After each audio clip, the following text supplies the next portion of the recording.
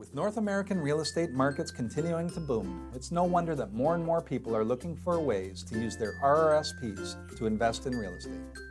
Now, beyond the REITs and other market-traded equities, a number of opportunities are available that are not widely known. The Income Tax Act defines what are qualified investments for RRSP purposes. Things like syndicated mortgages, land development deals, and arm's-length mortgages, where you have your investment secured on title of property, are all perfectly acceptable. But what about actual physical real estate? Is it possible to buy a vacation property or even an income property using the funds in your RRSP? In fact, it is possible, and we at Real File CPA can show you just how easily you can do it. The first way is by using what's called a non-arm's length mortgage. This is where you actually lend yourself your own RRSP, though you will have to pay it back over the next 10 years. You'll even have to charge yourself interest on the money. But of course, you're paying that interest to yourself, so in this way, you're cutting out the banks altogether.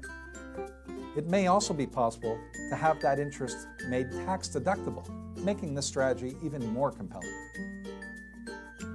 The second way is by purchasing shares in an active business, which will own the property. This is a strategy that is often used when a property is going to be purchased for renovation and flip purposes, and thus held as inventory. There are a number of rules involved in this strategy, including limiting your investment to corporations with which you're not connected, as defined by the Income Tax Act. So you'll want to make sure you consult an expert beforehand. The first step in using your RRSP to invest in real estate is to transfer your plan to a self-directed one. There are a number of trust companies who will administer these self-directed plans for you. And in fact, at least as regards non-arm's length mortgages, any of the national banks can administer these plans for you as well, though you will find very few who will be willing to do so. Clients we see typically earn at a minimum 10% and often as high as 50% annual return inside their RRSP on their real estate investments. So, if your RRSPs are underperforming and not getting the returns you want, you may want to consider putting them to work in real estate.